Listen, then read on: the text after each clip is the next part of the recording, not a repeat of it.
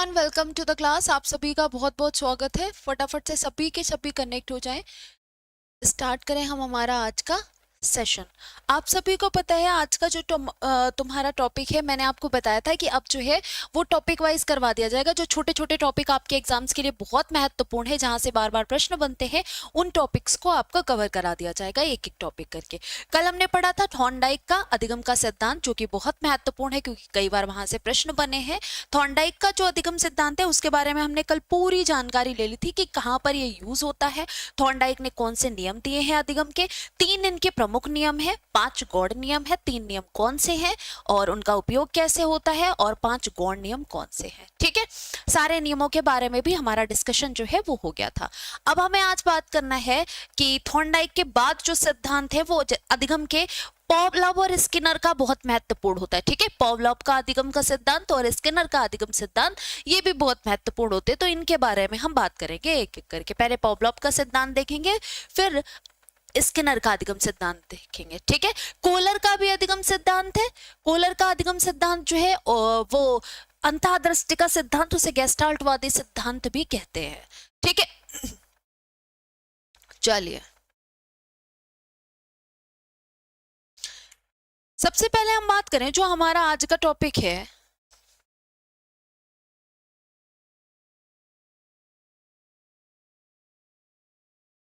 Pavlov का सिद्धांत। ठीक है, और इसे पावलोव का सिद्धांत नहीं, पावलोव का जो अधिगम सिद्धांत है, अगर आपसे पूछे कि इनके अधिगम सिद्धांत का नाम क्या है, तब आप नाम क्या बताएंगे? पहले तो ये बताइए, बताइए तब आप नाम क्या बताएंगे इनके अधिगम सिद्धांत का, ये बताइए। तो पावलोव ने जो अधिगम का सिद्धांत दिया है उसका बच्चा एक नाम है, और वो नाम क्या है?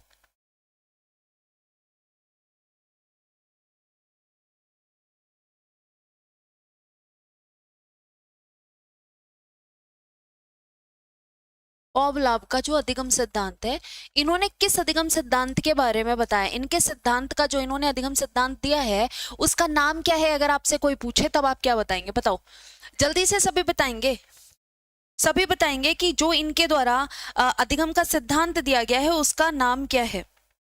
और सेशन को लाइक और शेयर भी कर सकते हैं आप सभी। ठीक है, सेशन को लाइक और शेयर भी कर दे सभी। यहां पर अगर हम बात करें तो ध्यान से देखिएगा, पावलोव ने जो अधिगम सिद्धांत दिया बच्चा, इनके द्वारा जो सिद्धांत दिया गया उसका नाम था शास्त्रीय अनुबंधन सिद्धांत। क्या नाम था? शास्त्रीय अनुबंधन सिद्धांत इनके द्वारा दिए गए सिद्धांत का नाम था। क्या था? शास्त्रीय अनुबंधन सिद्धांत। ठीक है, जिसे इंग्लिश में क्या कहा गया? Classical conditioning theory. ठीक है, इसे इंग्लिश में कहा गया क्लासिकल कंडीशनिंग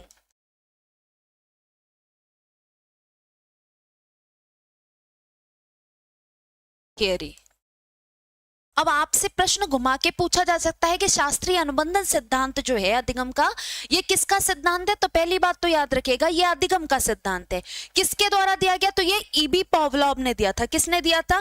तो ये ईबी पावलोव ने दिया था। ठीक है, ये किसने दिया था ये ध्यान रखिएगा,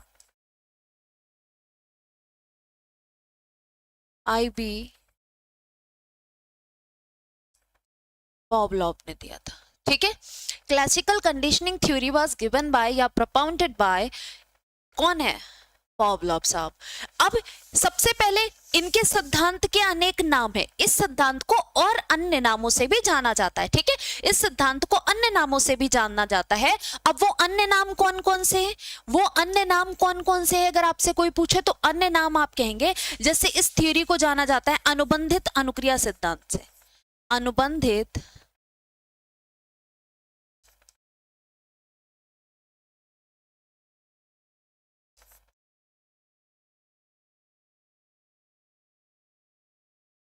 अनुक्रिया सिद्धांत। ठीक है, शास्त्रीय अनुबंधन सिद्धांत ये आईबी पावलोव ने दिया। इन्होंने इसका नाम अनुबंधित अनुक्रिया सिद्धांत भी दिया गया। ठीक है, इसको संबद्ध प्रतिक्रिया नियम भी कहते हैं। और कई बार आपके पेपर में क्या होता है, आपके पेपर में क्या होता है कि आपसे दूसरे नाम से पूछ लिया जाएगा ताकि आप गलत कराएं। ठीक है, अगर आपको ये नाम नहीं पता है, आपसे पूछ दिया जाए संबंध अनुक्रिया सिद्धांत किसने दिया, तो आपको अगर ये नाम ही नहीं पता है तो आप गलत कर देंगे। तो याद रखिएगा ये नाम इसके अन्य नाम भी याद रखिएगा। संबद्ध प्रतिक्रिया सिद्धांत, एक और नाम दिया गया वो होता है आपका यहां पर, वो भी नोट डाउन कर लीजिए, अनुकूलित अनुबंधन सिद्धांत। ठीक है, अनुकूलित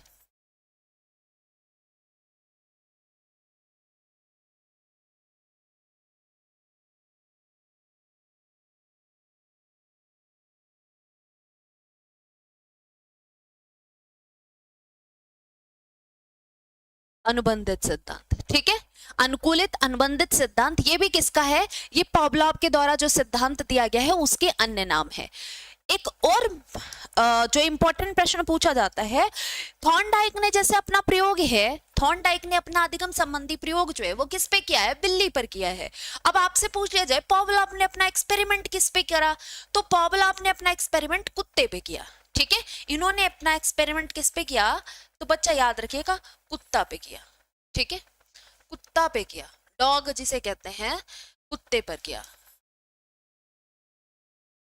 ठीक है, इन्होंने अपना एक्सपेरिमेंट जो है वो किस पे किया, तो आप कहेंगे कुत्ते पर किया। इनके कहने का मतलब क्या था, और इनको आईबी पॉवलोव साहब को यहां पर ये भी याद रखिएगा, आईबी पॉवलोव को नोबेल प्राइज भी मिला है। किसमें किससे संबंधित इन्हें नोबेल प्राइज मिला है, किस क्षेत्र में मिला है, जल्दी से बताओ। इन्होंने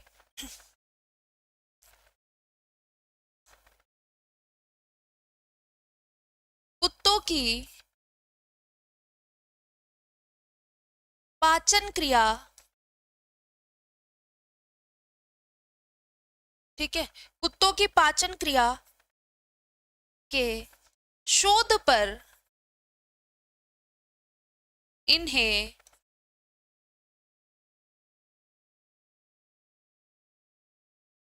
नोबेल पुरस्कार मिला है। ठीक है, इन्हें क्या, नोबेल पुरस्कार मिला है। ठीक है, कुत्तों की पाचक क्रिया या पाचन क्रिया, ठीक है, के शोध पर इन्हें नोबेल पुरस्कार, पाचक नहीं पाचन लिखो भाई, पाचक नहीं पाचन।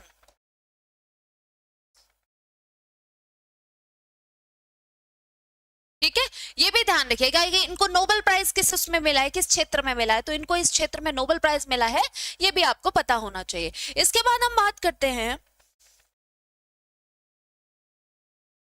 ये कहाँ के, हाँ ये भी यहीं पर लिख लो, ये रूसी मनोवैज्ञानिक थे। ठीक है, ये कैसे, यहां पर लिख लो, रूसी मनोवैज्ञानिक।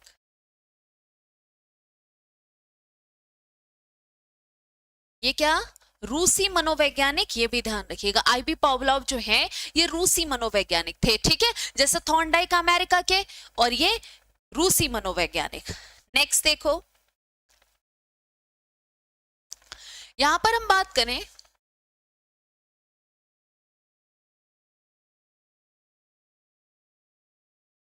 पॉवलोव के अनुसार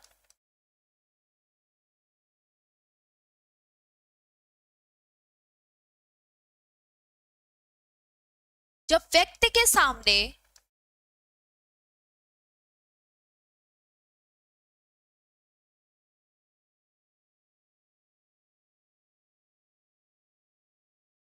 कोई स्वाभाविक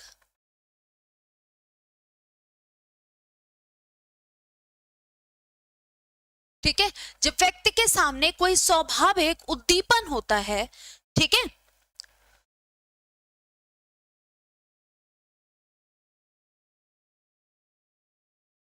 उद्दीपक स्थापित किया जाता है,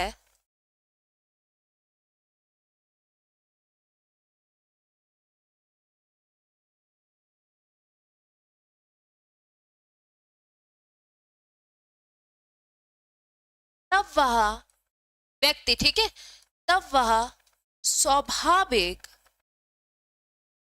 प्रतिक्रिया करता है।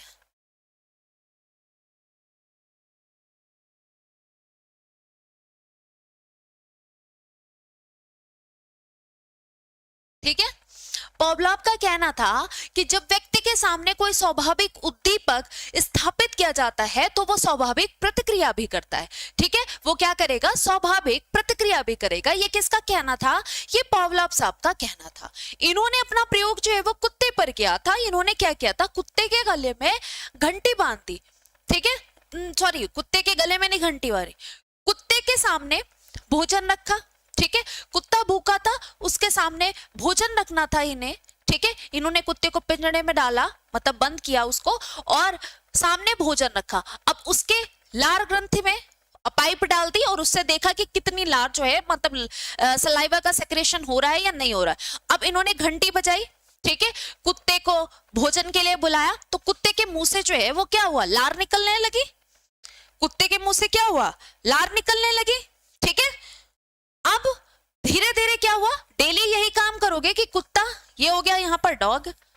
ठीक है, इसके बाद यहां पर बात की गई उसके डॉग के, क्या की गई, लार जो निकलती है, एक नली लगा दी गई, नीचे बोल रख दिया गया कि भाई देखा जाएगा कि लार कितनी सेक्रेट हो रही है या नहीं हो रही। तो इन्होंने क्या किया, भोजन रखा। ठीक है, भोजन रखा सामने, ये हो गया इनका फूड। ठीक है, और ये बजाई बेल। ठीक है, क्या करा, बेल बजाई। अब होता क्या है, जैसे ही घंटी बजाई जाती, कि जैसे हम लोगों को नहीं इंडिकेशन दिया जाता कि अच्छा जैसे प्रेयर होती है, स्कूल में प्रेयर होती है, घंटी लगाई जाती है, सारे के सारे बच्चे समझ जाते हैं कि भाई सुबह की प्रेयर लग गई है, प्रेयर वाली बेल है, सभी के सभी इकट्ठे हो जाओ ग्राउंड में। वैसे ही इन्होंने क्या किया, घंटी बजाई और उसके सामने खाना रखा था। तो कुत्ते के मुंह से क्या हुआ, खाने को देख के लार निकलेगी ही निकले। लेकिन फिर एक टाइम पे क्या हुआ, डेली यही प्रतिक्रिया फॉलो हुई, रिपीट की गई यही प्रतिक्रिया, यही प्रोसेस डेली रिपीट किया गया। लेकिन एक टाइम के बाद क्या हुआ कि खाना नहीं भी देखा कुत्ते ने, लेकिन सिर्फ बेल देख के, सिर्फ बेल की आवाज सुन के, बेल का साउंड सुन के कुत्ते के मुंह से लार का सेक्रेशन होने लगता है। कुत्ते के मुंह से सिर्फ घंटी सुनकर ही लार का सेक्रेशन होने लगता है। क्यों, क्योंकि उसको क्या पता है, कुत्ते के दिमाग में अब सेट हो चुका है कि घंटी बजे यानी कि मेरे को भोजन मिलेगा। अब उसके बिना खाना देखे ही उसके मुंह से लार का सेक्रेशन होने लगता है। तो ये है यहाँ पर कहानी, ये इन्होंने प्रयोग किया। ठीक है, इन्होंने अपना प्रयोग जो है वो कुत्ते पर हुआ। ठीक है, इन्होंने अपना प्रयोग जो है वो कुत्ते पर किया, ये ध्यान रखिएगा। ठीक है, अब यहाँ पर इसको कैसे समझ सकते हैं, तो देखो यहाँ पर इसको आप इस तरीके से भी समझ सकते हैं, जैसे भोजन हो गया। भोजन क्या है, भोजन बेटा स्वाभाविक उद्दीपन है, स्वाभाविक उद्दीपन है। और ये क्या है, स्वाभाविक उद्दीपन को देखकर अनुक्रिया क्या होती है कि कुत्ते के मुंह से लार टपकती है। ये क्या है, कुत्ता है। ठीक है, ये क्या है, कुत्ता, कुत्ता की जो लार निकलेगी। ठीक है, ये क्या है, कुत्ते की लार स्वाभाविक अनुक्रिया है, ये स्वाभाविक अनुक्रिया है। अब क्या होता है, एक टाइम पर ये तो स्वाभाविक उद्दीपन है ही, लेकिन अगर घंटी ऐड कर दी जाती है साथ में, बेल जिसे हम कहते हैं, ये क्या होता है, ये अनुबंधित उद्दीपन होता है, ये अनुबंधित उद्दीपन होता है, ये ध्यान रखिएगा। ठीक है, अनुबंधित उद्दीपन होता है, ये ऐड कर दिया गया। पहले यही, फिर ये भी ऐड कर दिया गया, तो भी कुत्ते ने क्या करा, स्वाभाविक अनुक्रिया ही करी। लेकिन एक टाइम पर क्या हुआ, ये भोजन नहीं रखा गया, सिर्फ अनुबंधित उद्दीपन यानी घंटी बजाई गई, तो भी कुत्ते के मुंह से लार का सेक्रेशन हुआ। तो ये क्या है, ये है पावलोव का नियम। ठीक है, ये क्या है, आईवी पावलोव का नियम है, जो उन्होंने कुत्ते पर अपना एक्सपेरिमेंट किया है, ये ध्यान रखिएगा। ठीक है, अच्छा, इसमें शैक्षिक नेतार्थ क्या है, जैसे हमने थॉर्नडाइक का शैक्षिक नेतार्थ मतलब शिक्षा में इसका क्या अर्थ है, यहां पर देखो इसका शैक्षिक नेतार्थ क्या है,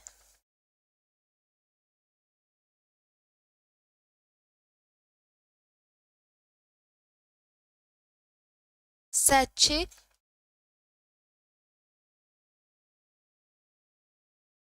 निहितार्थ। शैक्षिक निहितार्थ क्या है, यहां पर लिख लो,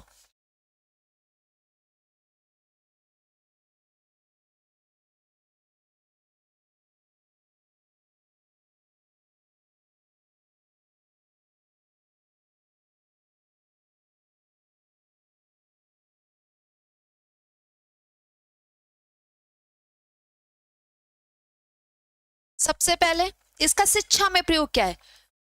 बुरी आदतों का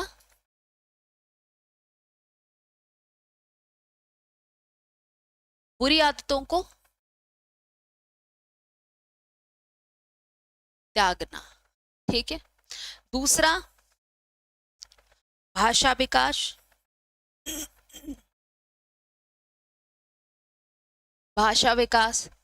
तीसरा,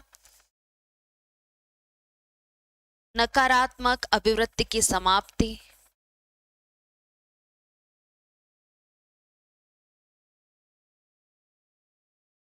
नकारात्मक अभिवृत्ति जो होती है उसकी समाप्ति।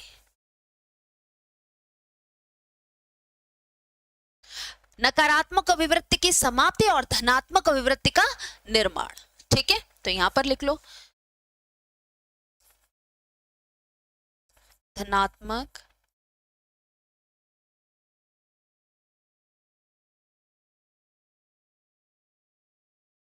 अभिवृत्ति का निर्माण। ठीक है। स्वभाव निर्माण। ठीक है, ये स्वभाव निर्माण। तो ये शैक्षिक निहितार्थ है इस नियम के ये शैक्षिक निहितार्थ है, ये ध्यान रखिएगा। अब हम बात करें ये नियम जो है वो कहां पर प्रयोग किया जाता है, बताओ।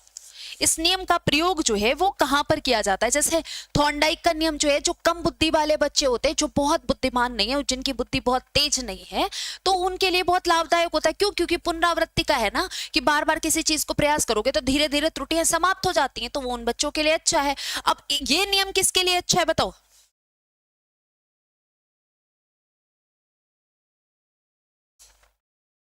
यहां पर लिख लो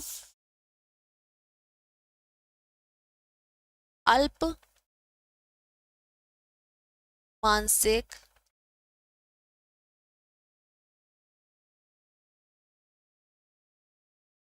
स्वास्थ्य वाले।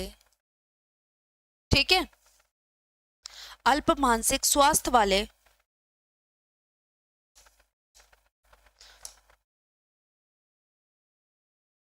बच्चों के संवेगात्मक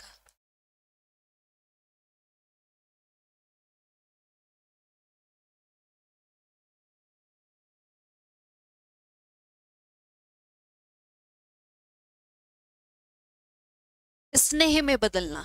ठीक है, भय को स्नेह, प्रेम एवं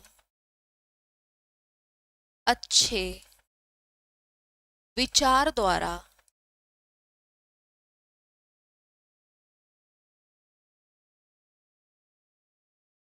दूर किया जा सकता है।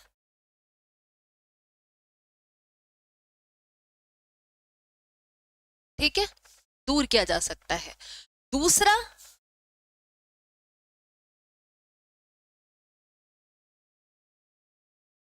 शिक्षक द्वारा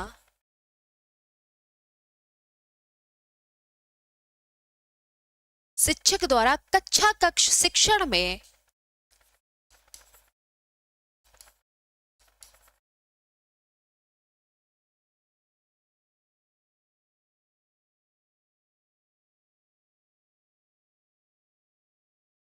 भाषा एवं गणित जैसे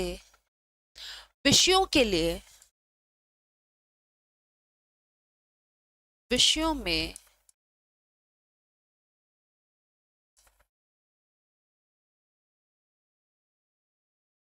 इस सिद्धांत का प्रयोग किया जाता है।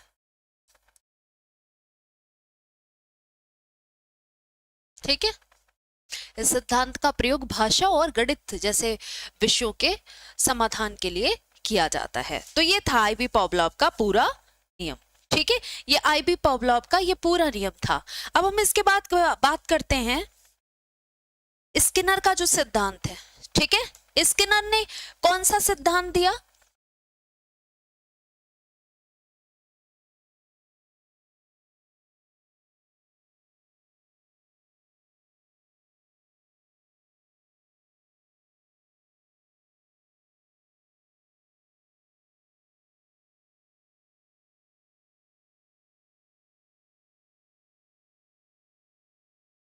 स्किनर का अधिगम सिद्धांत। ठीक है, अब स्किनर के अधिगम के सिद्धांत क्या है, स्किनर का अधिगम सिद्धांत है क्या, बताओ इसका नाम क्या है, जल्दी से बताएंगे सभी। इस सिद्धांत के प्रवर्तक कौन है, स्किनर का जो अधिगम सिद्धांत है उसका नाम क्या है, क्रिया प्रसूत अनुबंधन सिद्धांत। ठीक है, क्रिया प्रसूत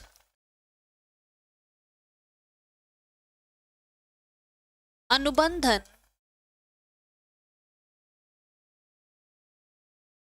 सिद्धांत। ठीक है, क्रिया प्रसूत अनुबंधन सिद्धांत। अब ये क्रिया प्रसूत अनुबंधन सिद्धांत जो है ये किसने दिया है, तो इतना तो आपको याद ही रहेगा भाई, स्किनर ने दिया है। इसे इंग्लिश में क्या कहते हैं, operant conditioning theory. Operant conditioning theory. ठीक है, इसके किसके प्रतिपादक कौन है, इसके प्रतिपादक कौन है बताओ। बीएफ स्किनर 1904 में किया है। ठीक है, बीएफ स्किनर है और 1904 में उन्होंने इस नियम का प्रतिपादन किया। ठीक है जी, इसके बाद हम बात करते हैं इसके अन्य नाम कौन कौन से हैं, जरा देख लें इसके अन्य नाम कौन कौन से हैं। तो यहां पर देख लीजिएगा, एक पूछ लिया जाता है कभी कभार, नैमित्तिक अनुबंधन सिद्धांत किसने दिया, नैमित्तिक अनुबंधन सिद्धांत। तो बच्चा सेम इसी का अन्य नाम है ये, अनुबंधन सिद्धांत इसी का अन्य नाम है ये। ठीक है, ये किसने दिया, बीएफ स्किनर ने दिया। ठीक है, ये सिद्धांत। दूसरा हम बात करें इसका अन्य नाम कौन सा है, इसका और नाम सक्रिय अनुबंधन सिद्धांत है। सक्रिय अनुबंधन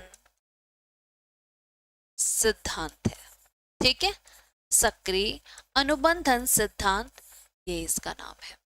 एक और नाम भी दिया गया है, वो नाम क्या है, तो याद रखिएगा, सक्रियात्मक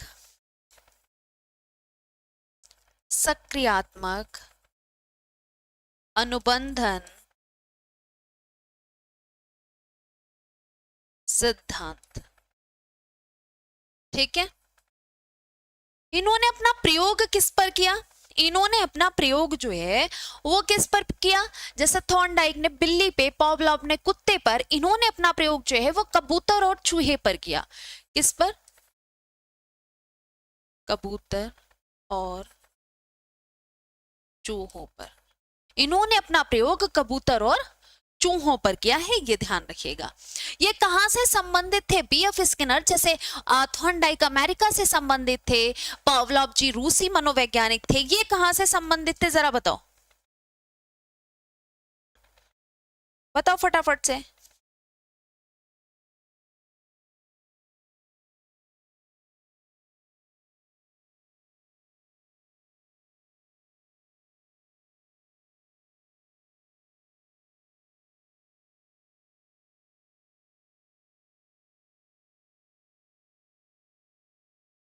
बताओ,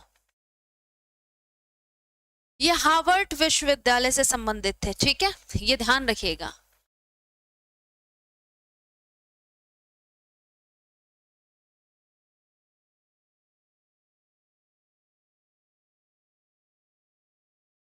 हार्वर्ड विश्वविद्यालय से संबंधित थे।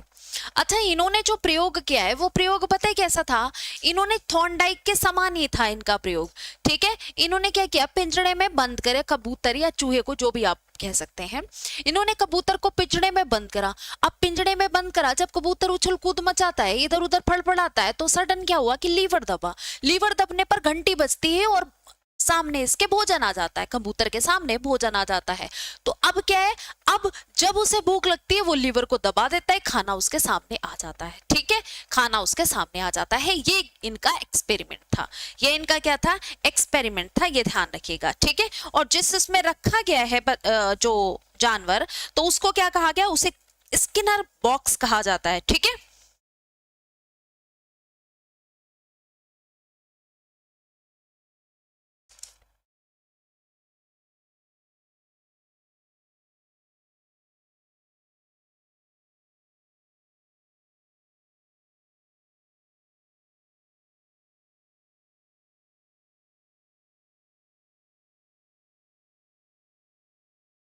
स्किनर के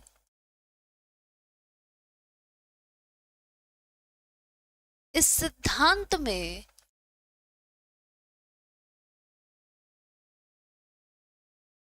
पुनर्वलन, ठीक है, कौन सा प्रवलन, या हम कह सकते हैं पुनर्वलन, ठीक है।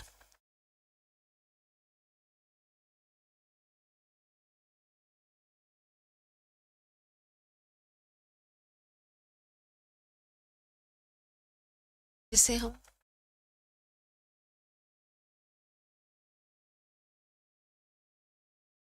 प्रवलन, स्किनर के इस सिद्धांत में प्रवलन, कई जगह पुनर्वलन भी लिखा है, तो उस चीज को घबरा मत जाना, मुख्य तत्व है, ठीक है, मुख्य तत्व है। कौन? प्रबलन, या जिसे पुनर्वलन कहा जाता है, यह इस सिद्धांत का प्रमुख तत्व है, ठीक है। इसके बाद हम बात करें ये कहां पर प्रयोग किया जाता है।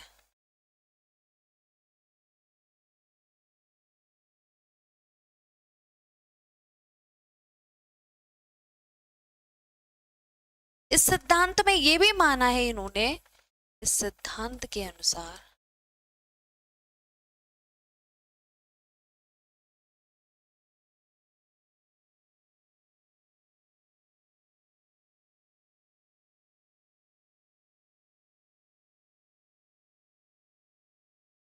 दंड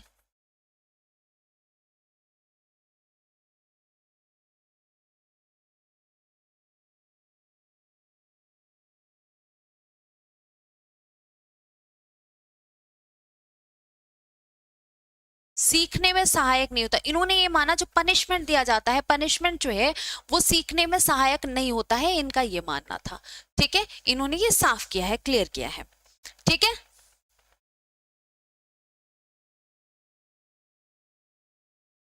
स्किनर के अनुसार यदि व्यक्ति को परिणामों की जानकारी हो कि ये करने पर ये होगा, तो उसके सीखना और भी ज्यादा प्रभावित हो जाता है। तो स्किनर के अनुसार यदि व्यक्ति को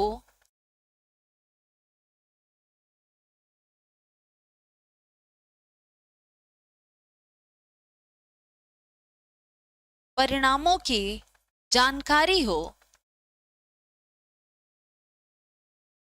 ठीक है, स्किनर के अनुसार यदि व्यक्ति को परिणामों की जानकारी होती तो क्या होता, तो उसका सीखना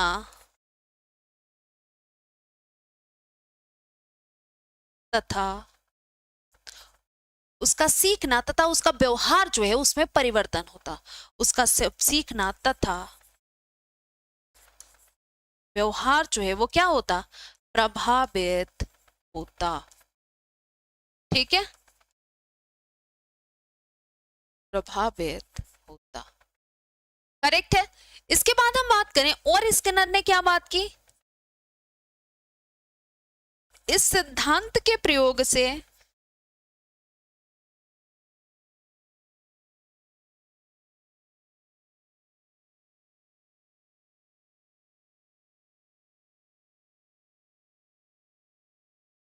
सीखने की गति तथा सफलता में वृद्धि की जा सकती है, ठीक है, की जा सकती है।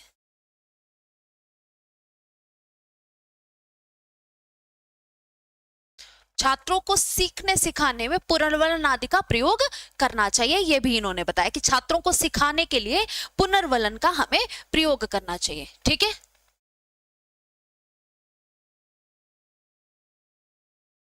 अच्छा बेटा, धन्यवाद। तो यहां पर क्या हो गया, इस सिद्धांत के प्रयोग से सीखने की गति तथा सफलता में वृद्धि की जा सकती है। जो ये आपका पुनर्वलन का सिद्धांत अब कह सकते हैं, या इसे क्या कहा जाता है, इसका सही नाम जो है वो क्रिया प्रसूत अनुबंधित सिद्धांत होता है।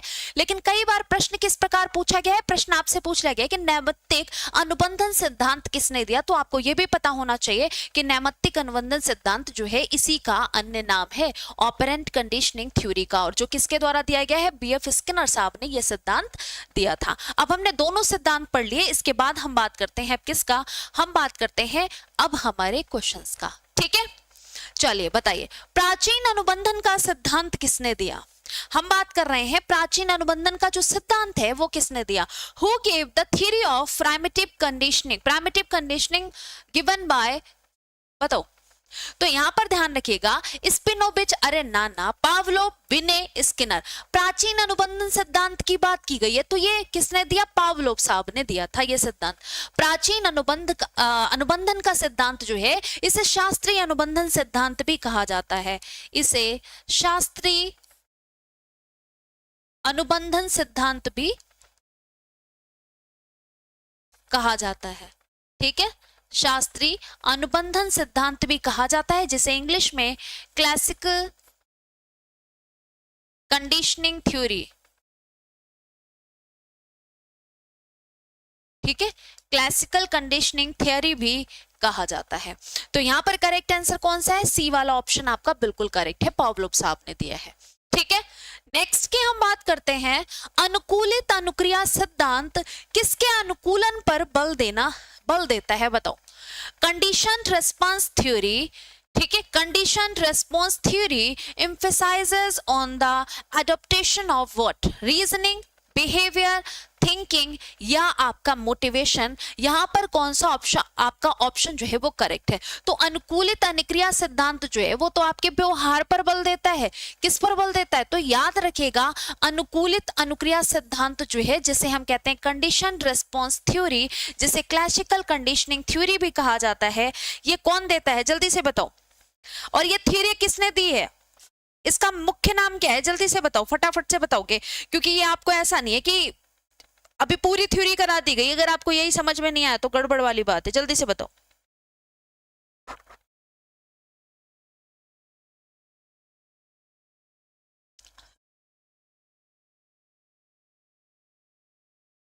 बेटा यहां पर करेक्ट आंसर होगा आपका व्यवहार पर बल देता है। ठीक है, अनुकूलित अनुक्रिया सिद्धांत जो है वो व्यवहार पर बल देता है।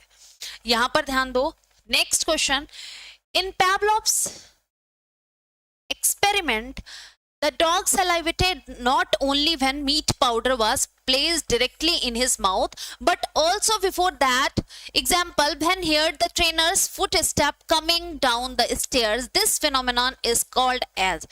पावलोव के प्रयोग में कुत्ता न केवल मांस प्रदाता के मांस सीधे मुंह में रखने ला टपकाता है, अभी तो इससे पहले भी, अर्थात जब सीढ़ियों से नीचे आने वाले प्रशिक्षक के कदमों की आवाज उसे सुनाई देती है तब क्या होता है, तब भी उसके मुंह से लार का श्रावण होता है। और इस समृद्धि को क्या कहा जाता है, extinction, unconditional stimulus, condition reflex या रेडीनेस कहा जाता है। तो रेडीनेस तो यहां पर कहने का ही नहीं, यहां पर कौन सा ऑप्शन आपका करेक्ट है बेटा, इस अनुकूलित उत्तेजना कहा जाता है। ठीक है, इसको कंडीशन रेफ्लेक्स कहा जाता है। आपने देखा होगा कई बार ऐसा होता है कि वो एक आदत पड़ जाती है, हम उस चीज को अडॉप्ट कर लेते हैं। अब कुत्ते को पता है कि मालिक नीचे से उतर के जब आता है शाम को तब मेरे को खाना देता है। अब जैसे ही धीरे धीरे उसकी आदत क्या होती है कि वो जैसे ही मालिक के आने की आवाज सुनेगा पैरों की, उसे समझ आ जाएगा कि अब मेरे को खाना मिलने वाला है, तो उसके मुंह से जो है वो लार पहले उसके आवाज सुन के ही पैरों की लार जो है वो मुंह से निकलने लगती है। तो इसे कहा जाता है कंडीशन रेफ्लेक्स, मतलब अनुकूलित उत्तेजना। ठीक है, इसे कहा जाता है अनुकूलित उत्तेजना। यहां पर करेक्ट आंसर आप सभी का सी वाला ऑप्शन होगा। यह आपका आरआरबी एनटीपीसी ग्रुप डी की मैराथन्स है। ठीक है, हर सब्जेक्ट की मैराथन लगी हुई थी जिसमें आपकी रीजनिंग और मैथ्स की मैराथन जो है वो ऑलरेडी कवर हो चुकी है। जो 26 जनवरी आने वाला है उसमें आपके रोहित सर जी के जीएस के मैराथन लेंगे, कंप्लीट रिवीजन करवाया जाएगा, आपका 6 आवर की मैराथन होगी, तो आप जरूर से जरूर ये कर सकते हैं। इसके बाद 2 फेब को आपको साइंस की मैराथन है जिसमें आपके बहुत सारे क्वेश्चंस जो है वो सॉल्व होंगे, साथ ही बहुत सारे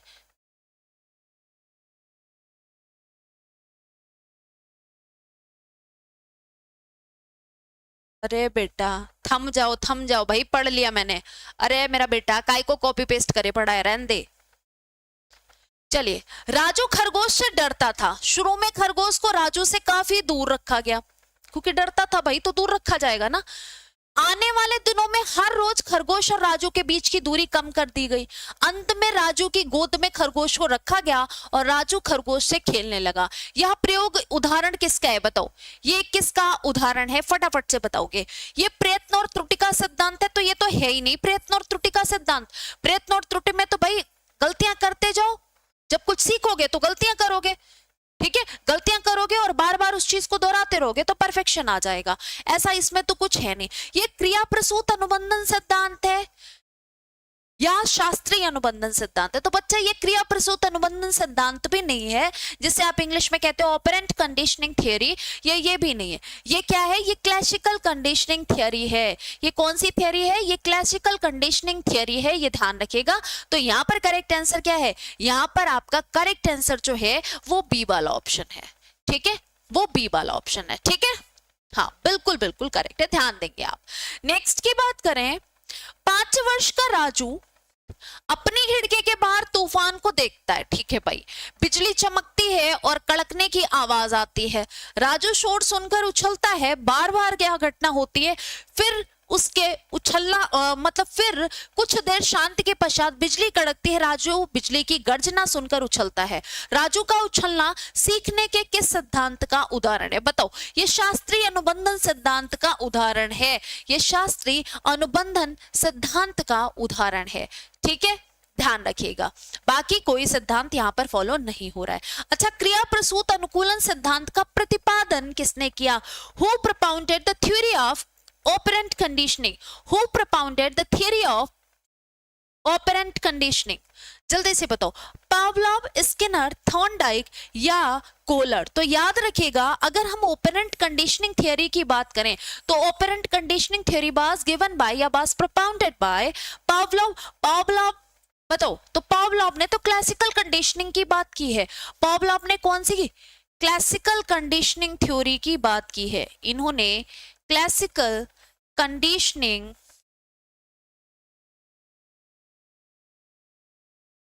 थियरी की बात की है।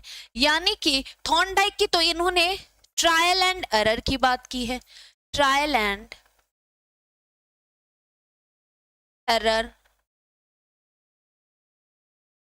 थियरी। तो करेक्ट आंसर कौन सा है? करेक्ट आंसर है स्किनर। इन्होंने ऑपरेंट कंडीशनिंग थ्योरी की बात की है, तो यहां पर बी वाला ऑप्शन करेक्ट है। अभिक्रमायोजित अधिगम का प्रत्यय किसने दिया बताओ? Who gave the concept of programmed learning? Programmed learning का कॉन्सेप्ट जो है वो किसके द्वारा दिया गया, फटाफट से बताओ।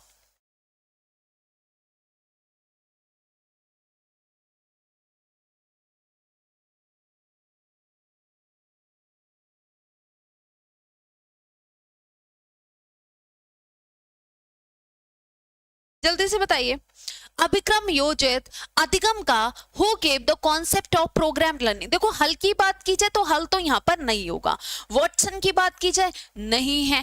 थॉर्नडाइक की बात की जाए तो इन्होंने तो ट्रायल एंड एरर थियरी दी थी। लेकिन यहाँ पर अगर हम बात करें स्किनर की, तो स्किनर ने प्रोग्राम्ड लर्निंग के बारे में बात की थी, ठीक है। किसने बात की थी? स्किनर ने प्रोग्राम्ड लर्निंग के बारे में बात की थी, ठीक है। इन्होंने क्या कहा था? अधिगम में विषय वस्तु को छोटे छोटे पदों में बांटकर उनको श्रृंखलाबद्ध तरीके से व्यवस्थित करके अधिगम किया जाता है, ठीक है। कि जिस चीज को हमें सीखना हो उसको हम क्या करेंगे, खंडों में बांट लेंगे, ठीक है, टुकड़ों में बांट लेंगे, उसको फिर सीखेंगे। तो इसी को कहा गया है अभिक्रम योजित अधिगम, ठीक है। हम किसी चीज को अगर हम सीखना चाहते हैं तो हम क्या करेंगे, हम छोटे छोटे टुकड़ों में उस चीज को बांट के फिर सीखेंगे, ठीक है।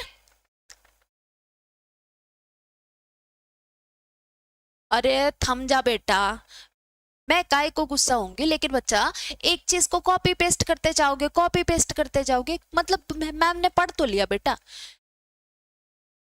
क्या आपके टूथपेस्ट में नमक है? तो बेटा हमारे टूथपेस्ट में नमक तो है भाई, हर टूथपेस्ट में नमक होता है बेटा। अब आप पता नहीं कौन सा टूथपेस्ट यूज कर रहे हो कि उसमें नमक नहीं है। चलिए, यहां पर बताओ, यहां पर करेक्ट आंसर क्या है? स्किनर ऑप्शन आपका बिल्कुल करेक्ट है। निम्न में से कौन सा युग्म सही नहीं है? आपसे पूछा गया है कि 4 ऑप्शन दे रखे हैं, इनमें से कौन सा सही नहीं है ये बताओ। सीखने का उद्दीपक अनुक्रिया सिद्धांत थॉर्नडाइक ने दिया। उद्दीपक अनुक्रिया जिसे हम कहते हैं स्टिमुलर रेस्पॉन्स थ्योरी। अगर आपने कल की क्लास देखी होगी बच्चा तो आपको पता होना चाहिए कि हमने बताया था SR theory was given bye home. SR theory जो है वो थॉर्नडाइक ने ही दी थी। उद्दीपक अनुक्रिया सिद्धांत भी कहते हैं। जो ट्रायल एंड एरर सिद्धांत है उसे क्या कहते हैं? उसे उद्दीपक अनुक्रिया सिद्धांत भी कहते हैं। तो ये थॉर्नडाइक ने दिया, ये तो सही है, इसमें तो कोई दिक्कत नहीं है। सीखने का समग्र सिद्धांत हल ने दिया, क्या ये सही है बताओ? सीखने का क्लासिकल सिद्धांत पावलोव ने दिया। सीखने का क्रिया प्रसूत अनुबंधन सिद्धांत दिया। इनमें से एक गलत है, अब बताओ। तो ये तो बहुत बढ़िया बात है, दातुन तो बहुत अच्छी चीज है, दातुन तो मुंह के लिए बहुत बढ़िया है भाई।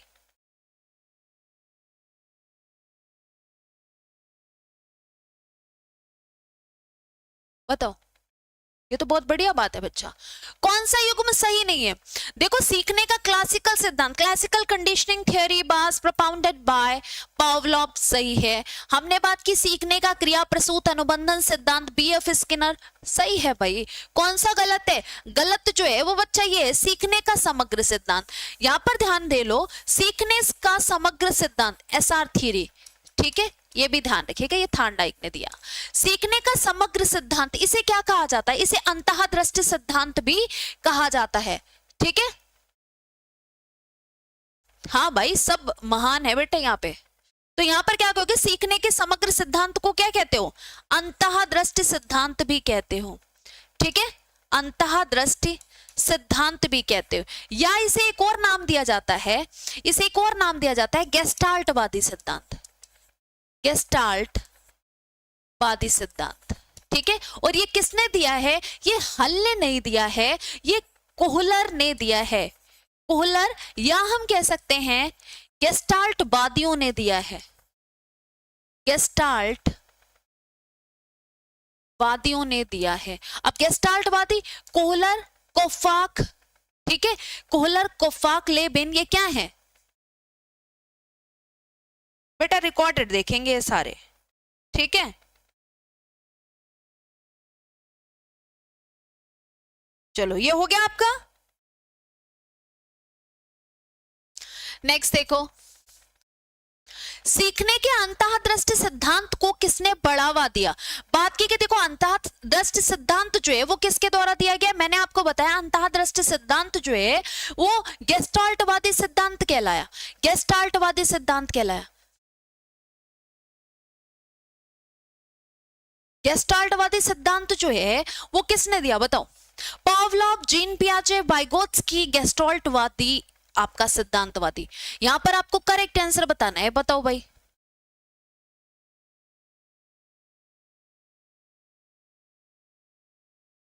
जल्दी से बताएंगे सभी।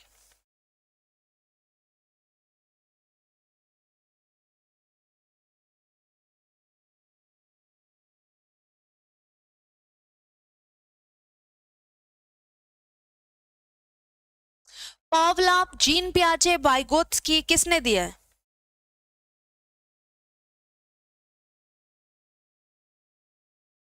बेटा गेस्टाल्टवादी सिद्धांत है तो जाहिर सी बात है अंतःदृष्टि को, सिद्धांत को बढ़ावा भी यही देंगे गेस्टाल्टवादी।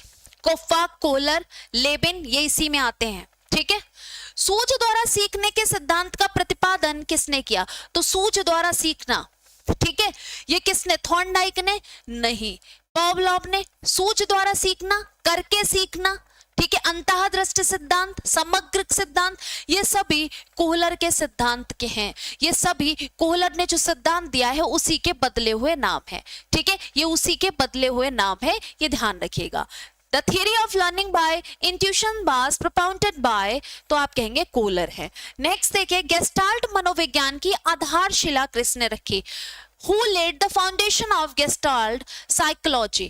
Kurt Lewin, Edgar Rubin, Max Wertheimer, Franz Brentano. पहली बात तो फ्रांच बोटानो और ये दोनों कट कर दो। अब मैक्स वर्दीमर और कर्ट लेविन, इन दोनों में से एक आपको चूज करना है, जल्दी से बताएंगे। ध्यान रखिएगा, जो गेस्टाल्टवादियों ने इस सिद्धांत को प्रतिपादित किया, लेकिन जो इसकी आप कहें आधारशिला जो है वो किसने रखी, तो याद रखिएगा फाउंडेशन जो है वो उसमें वर्दीमर को मत भूलिएगा, फाउंडेशन है इन्होंने किया। और इसको सबसे ज्यादा आगे किसने बढ़ाया, तो कोहलर को याद रखिएगा, ठीक है। मनोवैज्ञानिक जो अपने अधिगम सिद्धांत में लाइफ स्पेस को संबोधित करता है वो क्या कहलाता है, the psychologist who address life space in his learning theory क्या कहलाएगा, बताओ। थॉर्नडाइक, नाना, कोहलर, ये कर्ट लेविन थे, ठीक है। The psychologist who address life space in his learning theory वो कर्ट लेविन थे, ठीक है। किसके बारे में बात की गई है, कर्ट लेविन के बारे में बात की है। इन्होंने क्या किया, इन्होंने लाइफ स्पेस को मुख्य या प्रमुख संप्रत्य स्वीकारा, ठीक है, संप्रत्य स्वीकारा।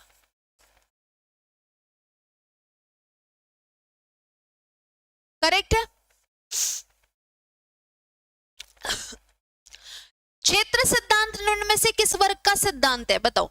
क्षेत्र सिद्धांत, field theory belongs to which of the following categories of theory, behaviourist, structuralist, psychologist, गेस्टाल्टिस्ट।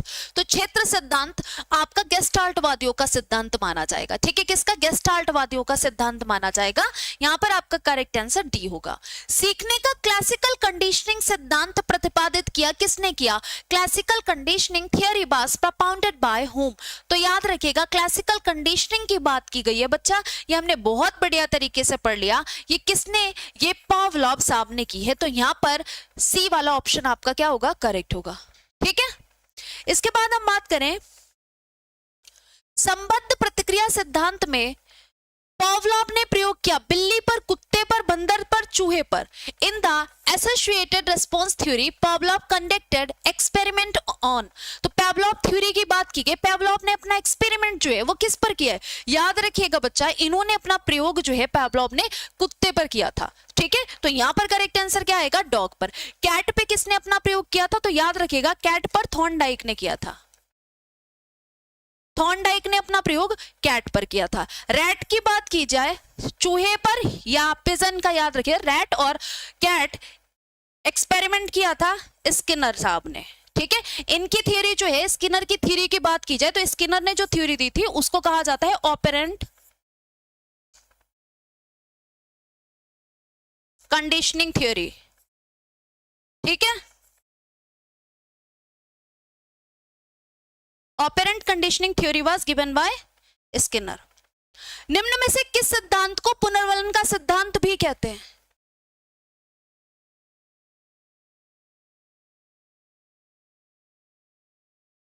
ये लास्ट क्वेश्चन है आपका, फटाफट से कर लीजिए। निम्न में से किस सिद्धांत को पुनर्वलन का सिद्धांत भी कहते हैं, तो पुनर्वलन का सिद्धांत, रेनफोर्समेंट को किसने मुख्य तत्व माना है, रेनफोर्समेंट को शास्त्रीय अनुबंधन, उद्दीपक, सूज, क्रिया प्रसूत। तो पुनर्वलन को किसने, ऑपरेंट कंडीशनिंग थ्योरी यानी स्किनर। ये था आपका लास्ट क्वेश्चन। अगर आप चैनल पे नए हैं तो चैनल को सब्सक्राइब जरूर करें और वीडियो को लाइक और शेयर जरूर करें, ठीक है। और आप इस ऐप को डाउनलोड कर सकते हैं, आपका 111 रुपए का बैच आ रहा है, आप इसको परचेज कर सकते हैं। Thank you so much, bye bye, all the best. हम मिलते हैं नेक्स्ट सेशन में।